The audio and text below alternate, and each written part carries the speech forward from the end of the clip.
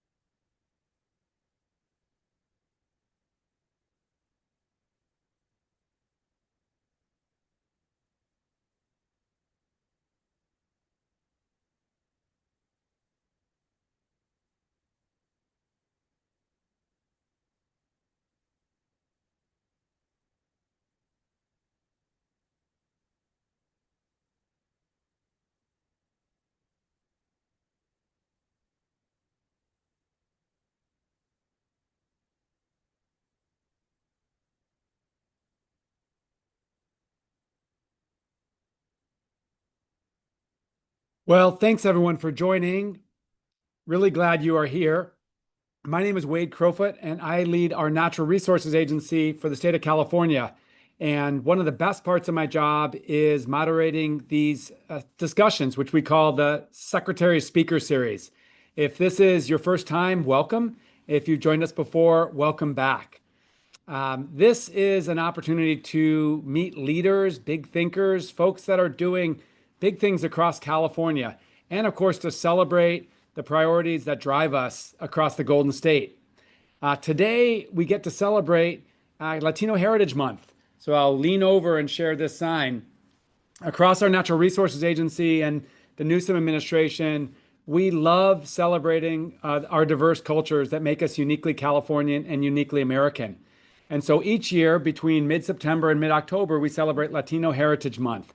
And it is an opportunity to celebrate the diverse cultures across our state, Latino, Hispanic cultures, and the stories of our leaders and our employees and our history and the legacy of these remarkable cultures. I think we have a slide that shares a little bit more about the way that we're celebrating this month. So some of you may have already taken part in some of these events, but thanks to a remarkable organizing committee we have of departments across our agency, we have in-person events and online events like the conversation that we're having. We actually have an in-person event coming up here later this week, actually in Sacramento at our waterfront, our Old Sacramento, which is a movie night, and so many other things happening. So please check out the link to find out more information about these events. Let me also share, and I should have done this, that for anybody who's new, there are a couple ways that we increase the interactivity of these discussions. So my colleague Geeta Chandra, who is responsible for organizing these conversations, is staffing the chat function. So make sure to open that because she's already provided information as I've introduced the topics here today. So as we introduce our speakers, you'll learn more about their backgrounds and their organizations. And then as we talk about different topics, she'll put in links. So it's really helpful to have. Also, at any point, if you have a question or an observation, please click that Q&A link. Those questions come to us as panelists, and then some of those we'll answer via keyboard and get those back to you. And then once we answer those questions, both the question and the answer become viewable to everybody. And some of the questions I'll save and bring into our group conversation. We record the conversation as well. So later today or by tomorrow, certainly, there'll be a recording of our discussion here today, as well as a copy of all of the information provided in the chat. So don't feel like you have to take notes on things that you're seeing that Geeta's providing in the chat. And then lastly, I've learned over the years that emojis are also free to use. So if you like what you hear, give a thumbs up or a heart. It's always fun for our speakers to see. So let's get underway. We are thrilled to be joined by some remarkable conservation leaders and Latino leaders here today. And I'll, in a moment, have a chance to introduce them. But I wanted to share a little bit about the conversation today. Obviously, 2025 has been a challenging year for those of us who are driving environmental protection and conservation. but that also immigrants' rights and lifting up the diverse cultures that make us American. And now more than ever is the time for us in California as Californians and those state leaders here in government to stand up and to lift up the values that we're driving, including ensuring all Californians feel like they're safe and welcome outdoors in our parks and lifting up these remarkable communities and cultures that again make us Californians. So today we're going to be talking to leaders, really lifting up stories of hope and inspiration, and this collective commitment to ensure that our outdoors, our nature is welcoming to all communities in the generations to come. My colleague Gloria Sandoval, who I work with here, reminded me recently of just how closely Latino heritage is, as she puts it, deeply and beautifully tied to land, both from the indigenous roots that teach us how to care for the earth, to farm worker histories that have fed our nation, to family traditions of gathering in parks for celebrations and joy. The Latino cultures have always been connected to nature. And as I shared, we recognize that federal actions that continue today have left many in our Latino communities feeling uncertain, even fearful about being outdoors and enjoying outdoor spaces. And this makes our work more urgent and meaningful. So today we're really gathering to affirm a core truth, and that is nature is for everyone. And so to kick us off today, we are joined by a colleague of ours who works in the federal government, Lizette Mata, who is a senior advisor to U.S. Senator Alex Padilla. Senator Padilla, if you're a veteran of these discussions, has been a huge champion on both conservation, environmental conservation, and building outdoor access for all Americans. So Lizette, first of all, welcome to our discussion. Thank you so much for inviting us. We sincerely appreciate it. And this is certainly a nice change of pace to the conversations that we're having in Washington, D.C. And so thank you for having this space. Thank you for having this conversation at such a needed time. Yeah. As you mentioned, there's a lot of fear, a lot of anxiety within our communities and across the state and across our nation. So it's really absolutely wonderful to have to be a part of this and join so many other champions and advocates in this space. Yeah. So a little bit about me. Yeah, if I Uh, could, I was going to say yes, that Senator Padilla, we know a lot about his yes, biography as a U.S. Senator. I call him not only a force of nature, but a force for nature, and he's been excellent. celebrated. But love to hear more about how you got involved in this work. Absolutely. He is. And I'm so proud to work for a United States Senator that represents the state of California, first and foremost. I think when I've worked for the Senate for nearly a decade. And so I worked for him when we were at the California Secretary of State's office, where he was a champion for equity and voter rights. And he continues to do that, but now he continues to work and advocate for the rest of the state on many issues, including public lands, environmental equity, environmental justice, immigration. There's so many different topics and issues that we get to work on now that we're at the federal space. And in my work, I've been so fortunate to have to work for so many amazing leaders, but genuinely have loved working for the senator, and I'm so glad to be able to follow him in DC. But just a little bit about some of the work that I do. I oversee intergovernmental affairs for the senator.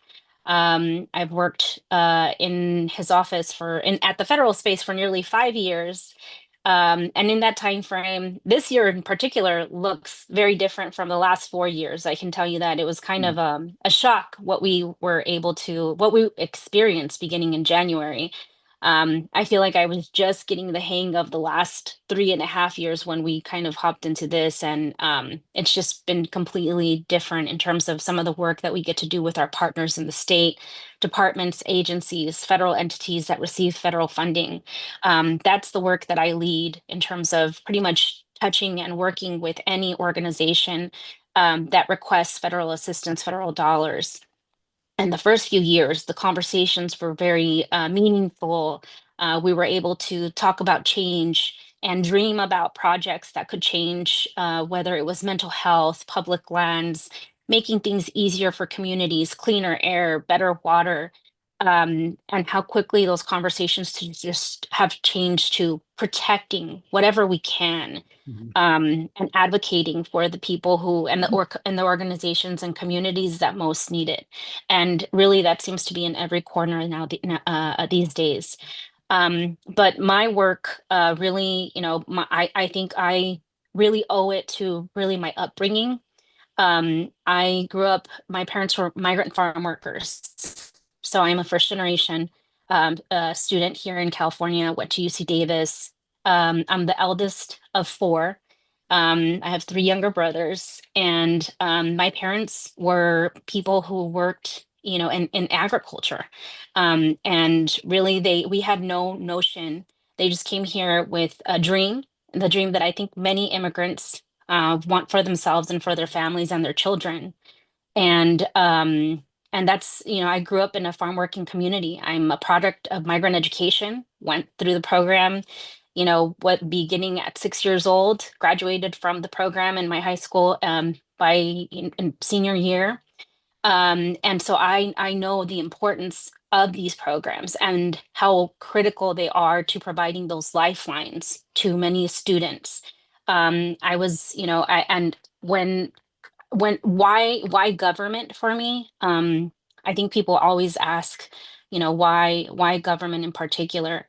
And I think it was just seeing, in that farm worker community that I grew up in with my parents and my uncles, my aunts, seeing my cousins and how hard they worked and how often they would interact with departments and agencies where they were not welcome, or it felt like they weren't welcome because they weren't understood. They didn't speak the same language, or if they spoke it, many people did not understand them and their needs.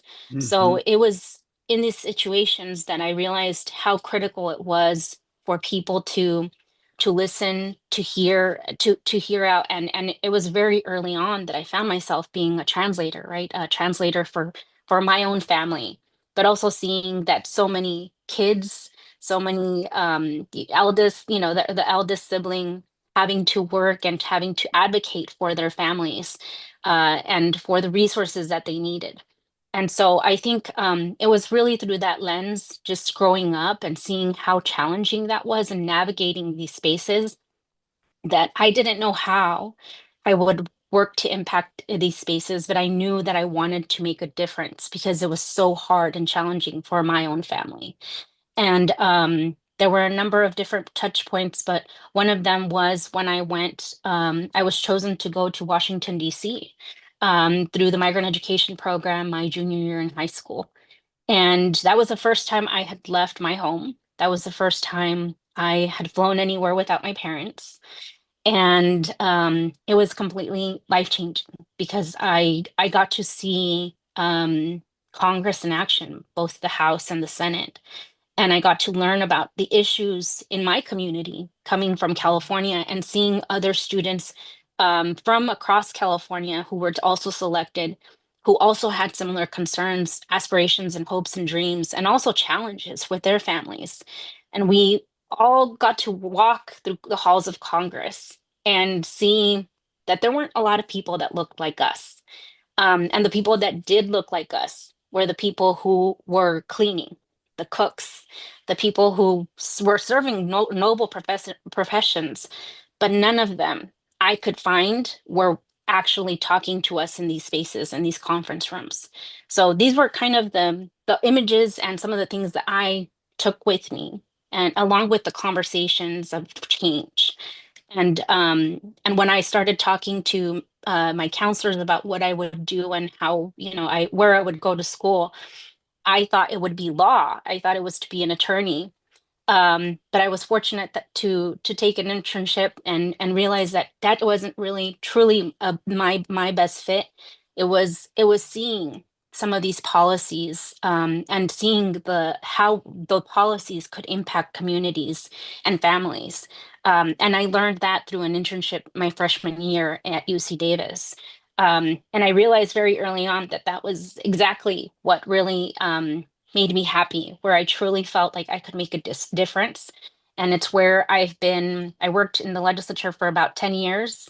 I worked in the executive departments for California, DMV, Board of Equalization, Secretary of State's office, and just truly fell in love with service. I can't say enough how much it means to me to serve my community, to serve not only people like my own family. That's I think that's the lens I continue to carry. That I every time we make a change or we implement a new policy, it's to help people like my parents to make sure that they can navigate these spaces safely and that they feel that they are welcome. Hmm. And so I think that is always whether it was implementing AB 60 at DMV, which provided licenses to the undocumented community, or whether it was helping US Senator, then Secretary of State Alex Padilla, increase voter rights and protections. It was always to make sure that we helped the tios, tias, primos, and all communities that were unsure of whether they fit in those spaces, because they absolutely do. That's And so incredible. that's a little bit about me. It's amazing and a total inspirational arc of your life, and huge thanks for your public service and bringing that experience and that perspective to the halls of power on Capitol Hill. Those of us, who are not in Washington, D.C., the headlines are grim. These federal attacks continue, masked men literally pulling people off the street without any due process. What would you say as somebody who's working with, a champion of protecting individual rights, in Washington, D.C.? What can we expect in coming months? What should give us perseverance and encouragement at this time? I think something that gives me a lot of perseverance and hope. I think one of the special projects I oversee right now for the senator, in addition to my intergovernmental affairs, is immigration. And so I am the lead for the senator on immigration issues here in California. And one of the things that I've been doing is working with all rapid response networks and our field team. We have field offices across the state, and making sure that communities know that they are heard, that there is a safe place where they could turn to. We have a constituent team that leads and can open up constituent cases for them in these instances where they or their family members are detained or questioned. We can follow up and make those inquiries for them. And unfortunately, we've had a huge uptick in those instances in our office. I think one of the things that gives me hope in doing this work is seeing how many organizations have come together, how many local governments have come together to support these efforts, and of course, the great support that we have of not only elected leaders like the Senator Alex Padilla, but also our governor, who continues to champion and advocate for more resources and support for these groups. So I think that while it is absolutely a really scary time, it's very uncertain. I think California is really leading the way, and I think many states have probably looked at what we were able to do, because we have amazing organizations who've led challenges, legal challenges, many of which were won, and many which continue. So Hmm. I think I would just say that's what gives me hope, seeing how many people are really advocating, continue to champion, and will not back down. So well put. Thank you for that. And thank you for all that you're doing. Looking forward to you rejoining the group conversation at the end. Thank you, Lizette. It's next an honor to introduce another public servant who is Patricia Orena. Commissioner Orena serves on the California Off-Highway Motor Vehicle Recreation Commission, which is actually a big deal in California, given how many people do OHV and off-road. So first of all, Commissioner, huge thanks for joining and for what you do for the state. Well, thank you for having me here today, and good afternoon, Secretary Crowfoot, and everybody that's on the panel as well, and whoever else is listening to us today. I'm so impressed with Ms. Mata. I mean, as a Latina woman, I embrace women who go forward and do what they're going to do, and they're helping their community. So thank you so much, Ms. Mata, for that great information. And I look forward to maybe meeting you one day. It's Oh, also sorry. It's also an honor to be able to be asked to be a panelist on the honoring Latino heritage through nature, outdoor recreation, and community engagement, and how it fits me as an OHV, an off-road highway commissioner. First, a little bit about myself. I was and how I got here. I started my career in the city of National City as a center director for Kimball Center, and I worked with different gangs from the Otay Mesa area. And then from there, I moved to El Centro in 1982 to start the longest 42-year journey filled with extraordinary recreation services that weren't just for the residents of El Centro, but throughout the Imperial County. I grew up in a family of 10. I was the second of 8 children in Calexico. And Calexico is a border city next to Mexicali, Mexico. And while we were growing up, my father, my mother, my grandmother instilled that Mexican strong values of ethics, as well as community involvement. And with that, I became the chair of the Juvenile Justice Commission with the work that I did with the young men and women that were my program. And I currently chair the Calexico Community Services, trying to build better parks for our young children so they can enjoy the outdoors. And I did a 30-year run with Imperial Valley Special Olympics as the air director, taking uh, young members of our Olympic teams to regional games in Cal State Long Beach. So it's been a long journey. I just recently retired, and I said I'm going to have more time to do more commission work, but I think I work more now than when I was working. So it's been an interesting retirement, to say the least. But I will tell you that my parents always taught us that to give everything we possibly could give to others so that we can make this world a better place. My father, who was a proud Korean War veteran and also worked with the Pacific Union Railroad Company, showed us that it's important for all of us to learn how to use tools to build and fix things. And so all of us girls and all of us guys, we learned how to build things because we grew up in a very low economic area where we had to fend for ourselves and build things so that we could have fun outside as well. And my mother instilled the old ways of cooking food for large families. And my grandmother was the one who taught us to never forget our native language. And don't ever forget where your roots came from, but always remember to give back to the community. So, been engaged in the community with those values. So, in 1982, I became the director of a national program called National Youth Project Using Mini Bikes that was hosted by American Honda. And the program was used to recruit young men and women who were having challenges in school and school truancy, and they were getting into bad trouble.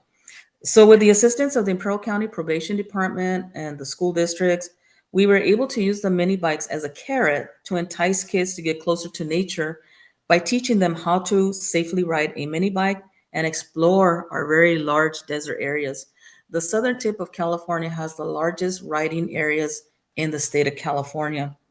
And the Imperial County has the largest dunes from Glamis, Imperial Dunes, Superstition Mountain, and then we have two SVRA parks, one at Ocotillo Wells and one at Heber Dunes, which is kind of our little special place to go. So the mini bikes were used as a motivational tool to teach kids how to make better decisions in their life. And then those skills included, teaching them how to work within their home environment and the other challenges they had growing up. The program was aimed to assist youth ages 10 to 18 to develop self-esteem, teach daily responsibilities, and it also taught them vocational skills on how to fix a motorcycle, taking it apart, putting it back together, so they can always have something to ride with. What I loved about the program is that it also provided skills such as we taught them how to survive in the desert, how to go out fishing, how to cook outdoors, and how to keep up with their homework study so they can make it get back on the proper trail that they needed to. So many of the kids still remember because I run into them all the time, and they've expressed that the mini bike program actually helped them get through life and de-stress from all the things that was going on in their family. So it also provided them a sense of spirituality, and they were able to embrace Mother Nature. As Ms. Mata said, we embrace this earth. The Latinos have a true belonging to Mother Nature because it also offered these beautiful riding trails. And I have to tell you that when you go out to the outdoors and you cook outdoors, the food just tastes absolutely wonderful. So the youth learned what they needed to do while they were out there riding to protect and conserve what nature had to offer by keeping our trails clean and protecting nature in its entirety. There was three important things about the program. One of them was about getting them to build a strong family foundation, whether it was your nana, your tata, your nino, your nina, or one of your parents. We needed to have that person as part of the program. The second one was to tell them that you need to get back to education, because with education, your world will open to so many other possibilities. And you could it's a purchasing power for you to buy whatever you need to buy to make your life better than what it is right now. And then the third one that I continue to let adults and children know is that you always have to get back to your community. And when you get back to your community will get back to you. In my program, I had 95% of my members were Latinos. And then we had other children that were also having challenges that attended while they were being starved by the schools. So what happened to me and how I became an OHV commissioner, I attended a OHV commission meeting in Torrance back in 2018. And they were talking about programs that they were starting to offer in the Los Angeles area. I attended the meeting with two of my mini bike kids. So I wanted them to get an idea what commissioners do in California to advocate for the outdoors. At that meeting, I was given the opportunity to talk about my program and how we used donated mini bikes to take kids to the outdoors. It also taught them how we as Latinos need to become more involved so that we can advocate for programs like this for other children to enjoy the outdoors. So in 2018, I was appointed by the governor to serve as a commissioner for this commission. And in 2020, I served as the chair of the OHV commission until 2023, and currently still serving as a commissioner. During that time as a chair, it was a time of uncertainty and fear due to COVID. And the entire world has shut down, including all our state parks. And then we continue to provide the service through Zoom. So my community of Calexico was one of the hardest hit by COVID. And as a Latino community, we always come together and to help each other, and we're resilient by making sure that our neighbors and other family members had food and other supplies necessary to survive. And it's what we call the Latino way, right? It's been truly an honor to work and to learn with members of the OHV Commission and members of the OHV State Parks Division as they continue to advocate for our constituents and work diligently to protect our trails and our state parks. So I want to give out a shout out to our director, Armando Quintero, and our OHMBR division. During a study that was provided by Fresno State, it showed that the second largest number of groups using OHV trails are Latinos. When COVID hit, there was no ATVs available in the showroom because after we started opening up a little bit on the state parks, every ATV side by side was gone. So we know that that number continues to grow when you go out to the desert trails. And right now, in October, all the way through March, we have what we call the OHV snowbirds that come from Northern California, Central California, Arizona, Nevada, and as far east, we've had people from New Jersey come and visit our trails. Right now, with federal immigration actions and this terrible political environment, attacks on the Latino community throughout the state have left a void for many families that may want to visit and travel to distant places. But as a Latino community, we continue to be resilient For many years, we've been survivalists in our own land.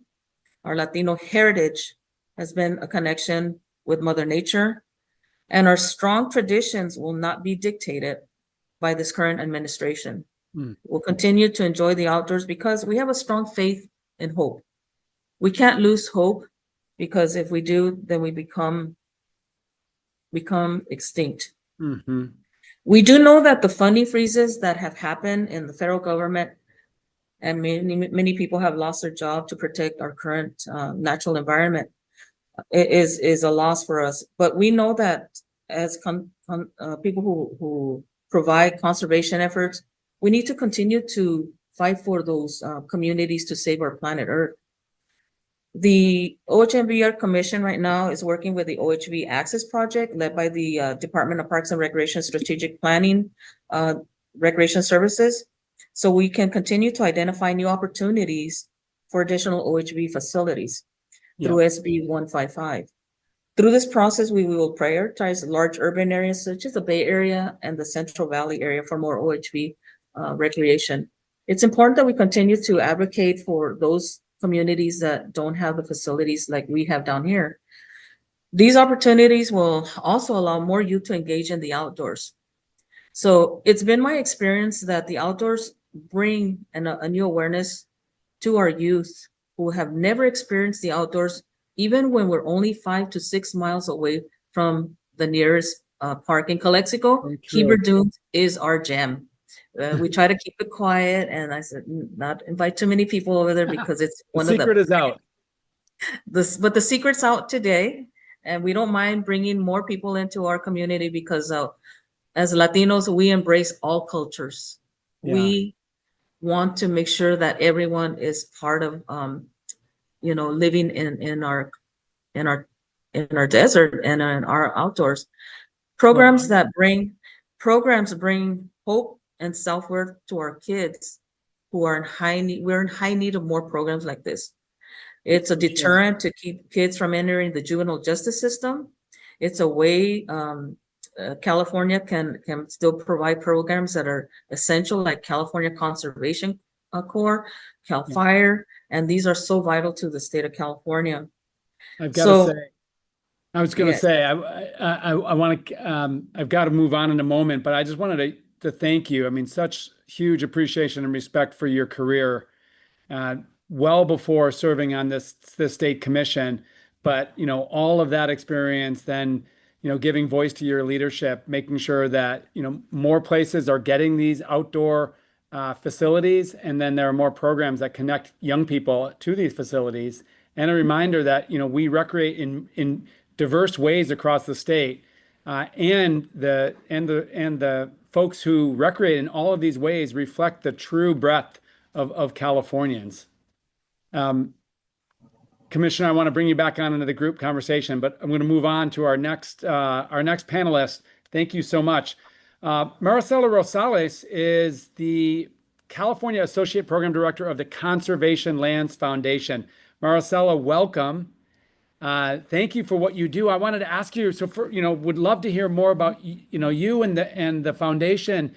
And, when I hear and have learned about the environmental conservation movement, it hasn't always been that embracing of ensuring that everyone's welcome in the outdoors. And that's a real priority. And I know you're giving voice to that priority. So welcome, and just love to hear your story and perspective on this conversation. Thank you so much for having me. Happy Hispanic Heritage Month, everyone. Good afternoon. I'm currently in Seattle, Washington. I'm on a Trek leadership training hosted and supported by CLF. So apologies, I'm not in California right now, but I am based out in Crestline, California, in the San Bernardino National Forest.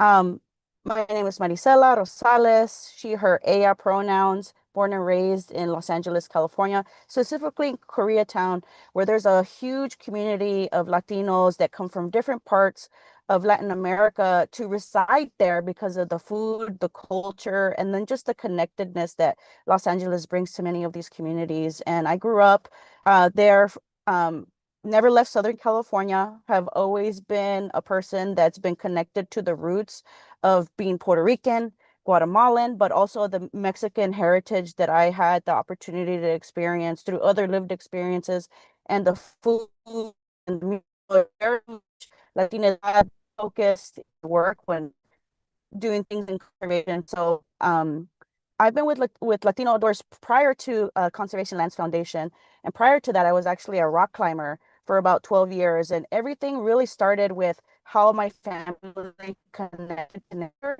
which one was not of many people. I lived in concrete jungle. I was playing in the parks, anywhere where there was grass. We just connected to even the smallest of places, our backyard with our avocado trees, with our rose bushes. And for me, it transcended into understanding that my mountains that I had not an opportunity to connect with until in my 20s was an opportunity for me to learn about these places, the San Gabriel National Monument, even the coast, Santa Monica. I wasn't connected to these places. And because of my curiosity, because my father actually hoarded National Geographic books, I turned the pages and look at them and imagine what it would be like for my family to go here. And I kept that in my mind as I grew up in a place where there wasn't a lot of access or opportunities, especially when you come from a low economic background or family, that those opportunities are very slim. So when I actually went to UC Riverside, I was introduced to rock climbing and the outdoor education space where I'm more curious, more interested. And there I developed leadership skills because I got hired on to work at the challenge course. I also was curious about what it takes to go to these places, and do you need all this equipment? Why is it so inaccessible? So because of my curiosity and because of this willingness to know more, I was able to bring this back after I graduated from UC Riverside to the communities here in Los Angeles to connect with them first as people to people before people to place, and to kind of demystify why equity and access wasn't something at the forefront of these conversations in the early 2010s. And so when I started getting involved with Latino Outdoors, it was there that I actually developed a lot of my leadership skills that I didn't grow up with or learn about. And because of that, I was able to bring people along with me. And my father saw that, and he had this message for me of wherever you go and whatever successes come to you, take those successes and give it to others. Make sure you bring people along the way, because it's important for us to build collective community and with others wherever we're at. And so I've always taken that with me with the curiosity. And so fast track now, working 5.5 years with Conservation Lands Foundation. We are a national organization that works to protect and restore and expand the national conservation land system. And the National Conservation Land System is managed by the Bureau of Land Management. And this work has been, I apologize if you hear any background noise. I'm in a park car right now, trying to really do my best to explain this work that I No, do. we can hear you just fine. This is a traveling. Excellent, thank you. And so for my work, I work in the California desert, which it spans all the way from the Mammoth area down to the Mexican border. It borders Nevada and Arizona. We have about 80 friends groups across the West, 30 in California. I work with many of these local friends groups to help elevate them so that they can be the best advocates. We're a foundation, but we're also a partner on the ground that really works to build this collective community and organizing and strategic planning, but also to broaden the understanding that conservation can't look like what it was many moons ago. It has to be culturally and generationally relevant. It has to bring young people. Maybe they're not the experts in the room, maybe they're not biologists, maybe they're not the wildlife experts, but if they're centered in community and they know how to connect with people and they're willing to learn, then that itself brings equity into conversations that is so important for many communities, because there is no separation between conservation and nature and the human connection. We're all one and the same. And there's been this separation of preservation and conservation being something completely different than the human connection that we have. We have stories there. That's our creation. That's the creation story of many many Latinos and wherever they live before they were here in the United States. It's still the connection that they bring to their lives.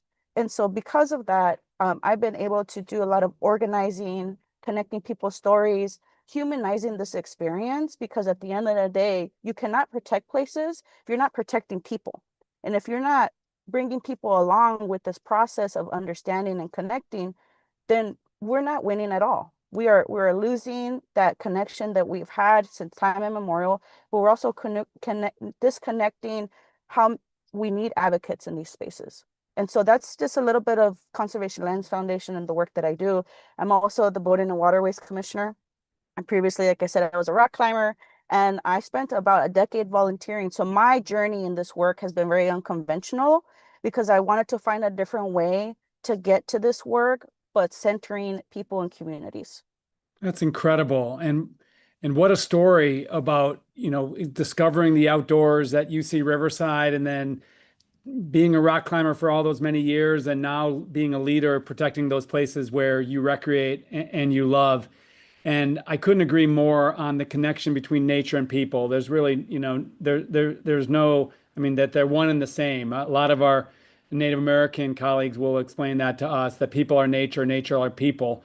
We simplified a really long mission statement at our agency recently, just basically to say our core mission is helping all Californians and nature thrive together. And you guys are doing that at the Conservation Lands Foundation. So huge, huge thanks, Maricela. And you travel a lot, because last time I talked to you, you were in Michigan, and now you're in Seattle. So you guys have a national network. I would just say keep up the great work. Yeah. I want to introduce you to another remarkable leader for land conservation and nature conservation. That's Andre Sanchez. Andre works for Cal Wild as a community engagement and conservation policy manager. And we've come to know each other and worked together closely in the last number of years. Andre's been a leader on both national monuments campaigns and our 30 by 30 effort to conserve 30% of California lands and coastal waters by 2030. So Andre, thank you for doing what you do. It's great to have you here with the mountains in the background. Share a little bit more about the work you do and why you've dedicated your career to conserving lands. Yeah, no, thank you, Secretary. And I'm really glad and grateful to be able to join everybody else here and just hear everybody else's stories and have so much of it also resonate with me. Shout out to the San Joaquin Valley. So, the set, I'm from Madera, California, born and raised in another agricultural community. Not quite as known as Stockton, but we are one of the gateways to Yosemite and the Sierra National Forest. And actually, proud moment here, and I know some of my colleagues out there are getting a laugh out of this, but the geographic center of California is actually in Madera County, up in the foothills, North Fork, California, where my sister and her family live. So something to be proud of in a way for myself from there. But yeah, I'll try to not reiterate too much of what everyone else said. Like I said, a lot of it resonated with me, and I have a similar story.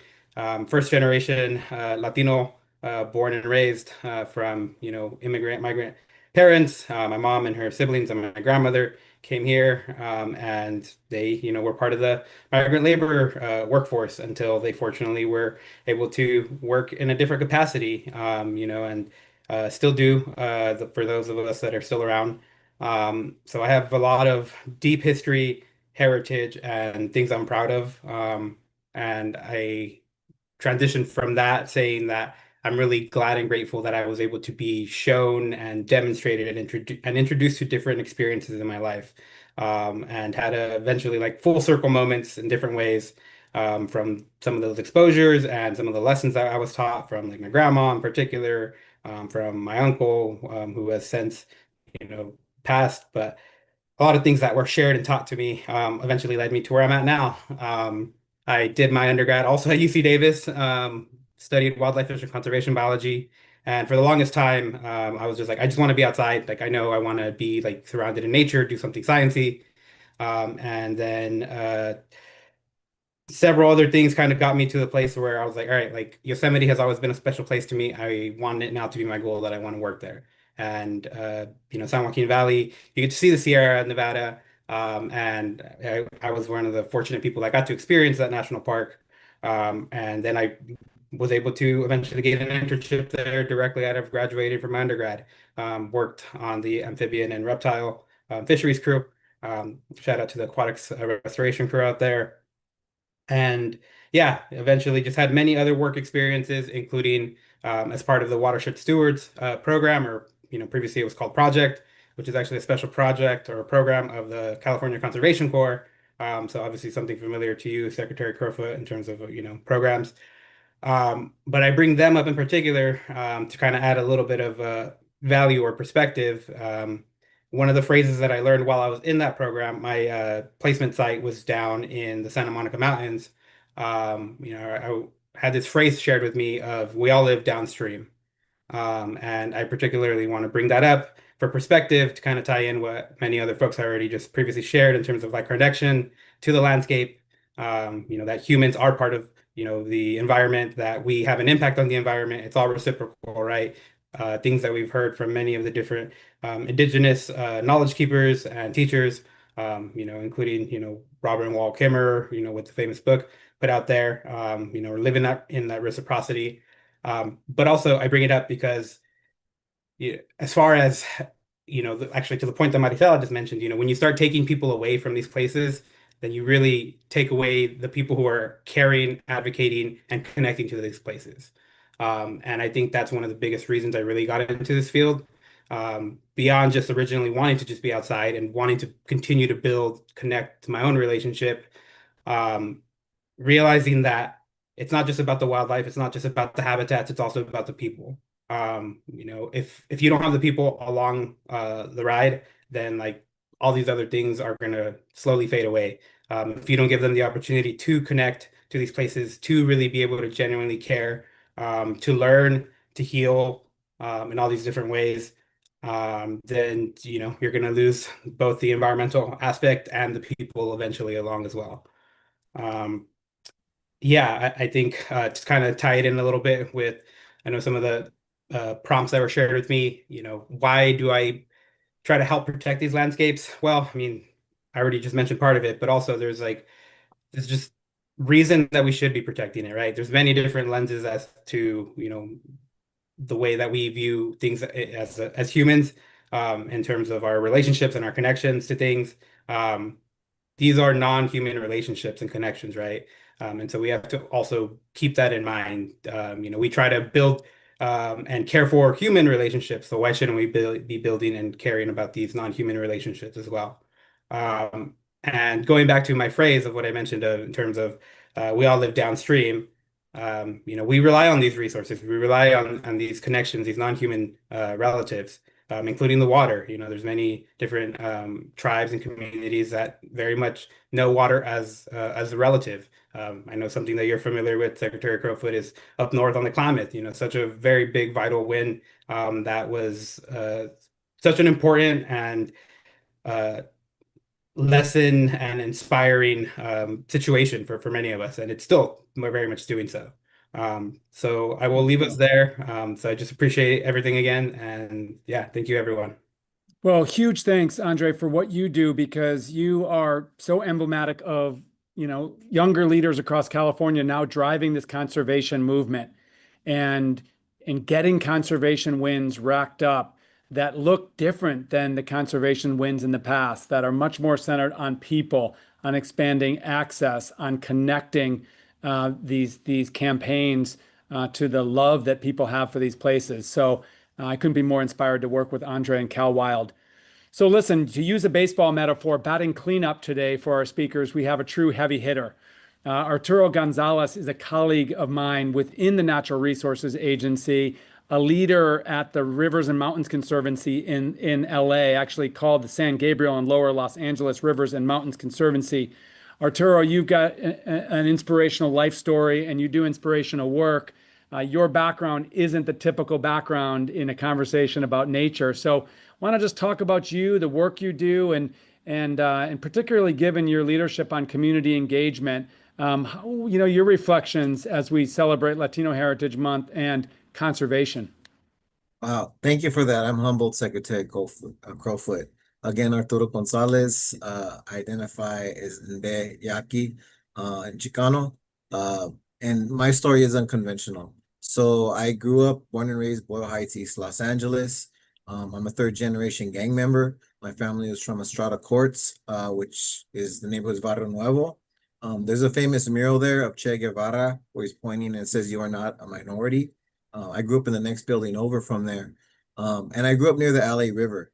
So, when I was a kid, my mom went through her own struggles. She was a veterana, and I would go down to the LA River, and that was kind of my respite. No one would bug me. I can throw rocks and play around. I messed with the crawfish and the natural environment within the concrete, and it was a healing place, and I carried that with me. It's also where I first got into art. I was already kind of drawing, that was my thing. And when I was down in the river, I started experimenting with spray paint and graffiti. As I got older, I got more involved with gangs. And what kept me from being more hardcore like a lot of my cousins and my homeboys was that I had other things to do. I had my art. By then, we moved in with my grandparents. And my tata was a World War II veteran who taught us, about community pride, about pride in our people and our culture, and also that no one's gonna fix our community if we don't do it first.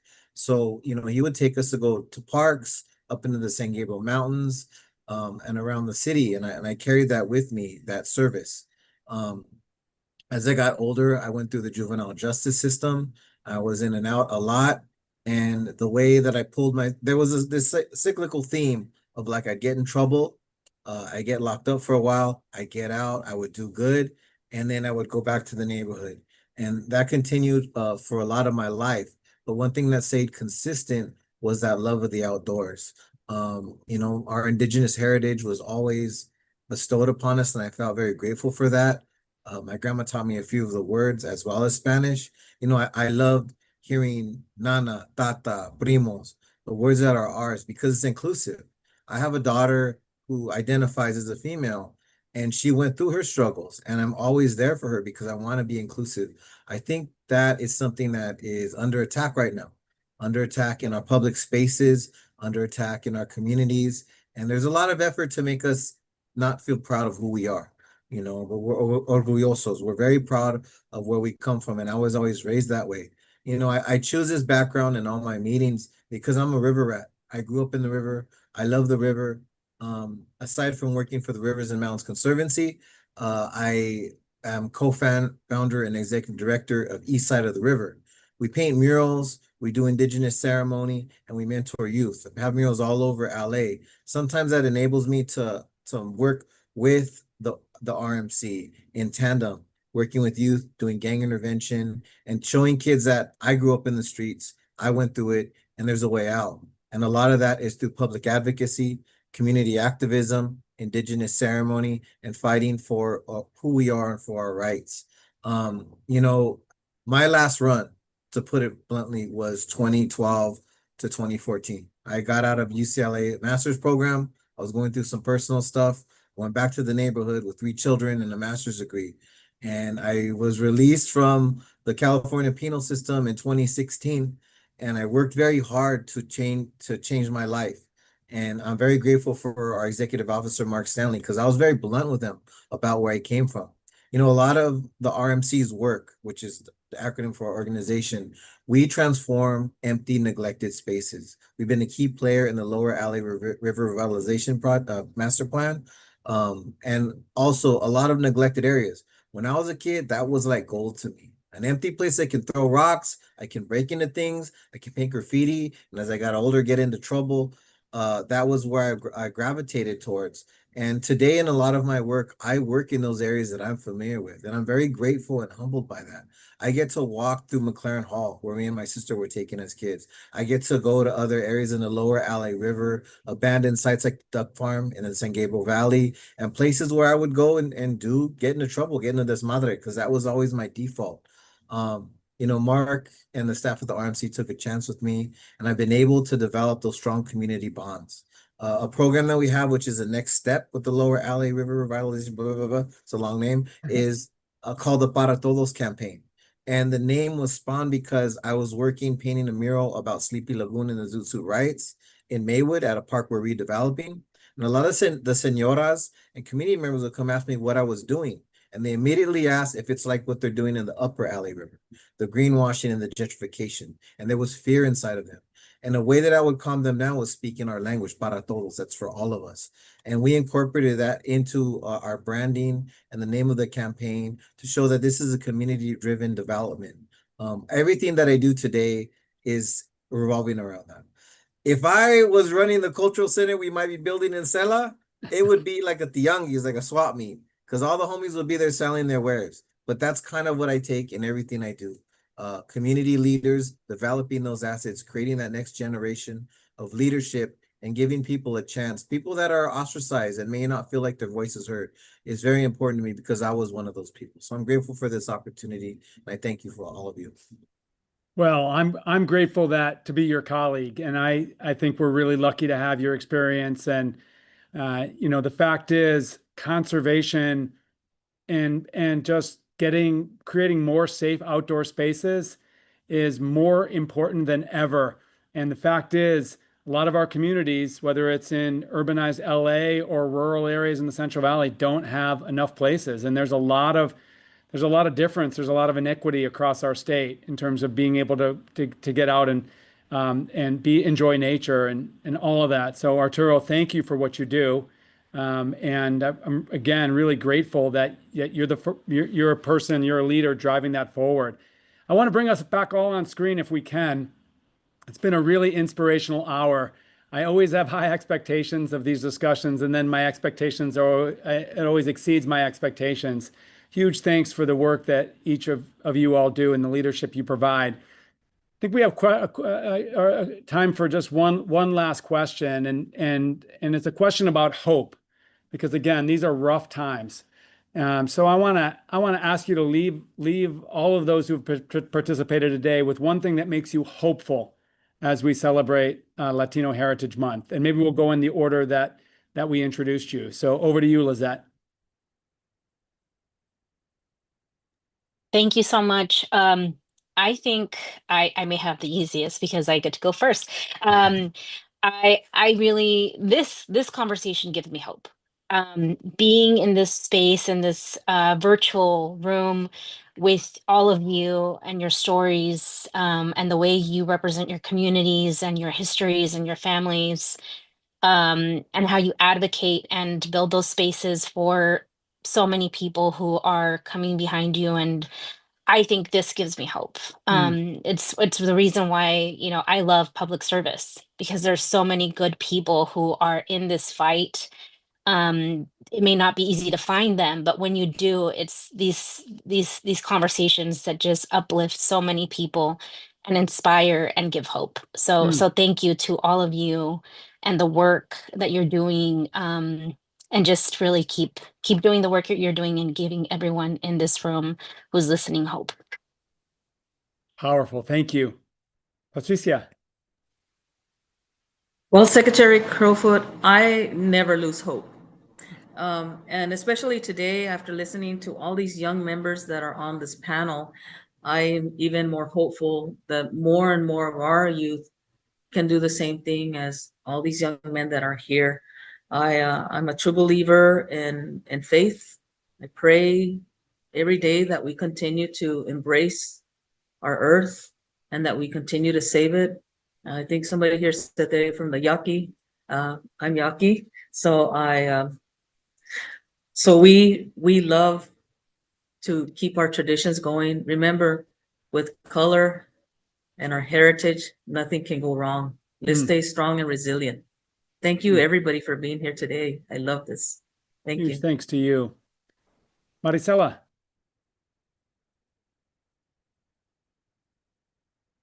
Oh, I think Maricela, she might be able to come through if she takes her video off. You're on mute. There you go. Hi, everyone. Sorry about that. My internet became unstable, right? I knew it was going to happen. No worries. Yeah, well, I appreciate Secretary Wade Crowfoot for having me and all of us and our testimonies to tell our lived experience. And that also gives me the hope. And I'm emotional because I understand. And I know others that are on this call with us also understand. And we have to continue to elevate our stories and to uplift one another, to have conversations, even if they're hard, but to connect at the human level and find that value between how we are connected, because at the end of the day, we are. And that gives me hope that we continue to tell our stories and our lived experiences. Thank you so much. I appreciate it. Thank you for joining us. Andre. Yeah, I think I'll just start off by saying what gives hope is as pointed out this panel and knowing that there's other leaders, there's other voices, and then also knowing that there's like allies, that there's people who care, right, overall. And I think also tying it into, maybe cliche here, but the phrase of, they tried to bury us, but they didn't know we were seeds. But I think bringing in a little bit of the Latino perspective, it's like, somos semillas. And, estamos plantando semillas, we're planting seeds. And I think even beyond that, taking a little bit of the inspiration from one of my mentors, Jose Gonzalez, he talks about reminding us lessons learned from the ecosystems. And it's like, we are all part of a mycelial network, sharing information, resources, nutrition with each other. And so I think circling back, it's community, and that's what gives me hope. Arturo, the last word. I'm just really inspired by all the discussion about self-determination and empowerment. We are the change that we seek. And today I'm humbled to be around leaders that are doing that change and creating it and creating future leaders. I added this picture behind me because that's what it's all about, developing those future leaders, carrying on. We're all standing on the shoulders of giants, our ancestors, our relatives, and we continue that tradition of balance with nature, balance with the mother, balance with the earth. Thank you. And I'll lastly say we're stronger together. And when they attack one, they attack us all. So, I'm proud to be in California working for leaders that, at the end of the day, don't have shifting values when it comes to lifting up just, this incredible beauty and breadth of humanity that makes us Californian and makes us American. So it's been an honor to celebrate with you all. And I'm so excited for all the work that is yet to come because there's a lot of it moving forward. So huge thanks. We're going to sign off, but before we sign off, I'll say if you have any emails any questions or suggestions for us for these discussions or anything related to the conversation we had today, just hit us up at this email. Once again, huge thanks to our leaders and our panelists today and for all who joined the happiest of California Latino Heritage Months. Take care, and we'll see you again soon.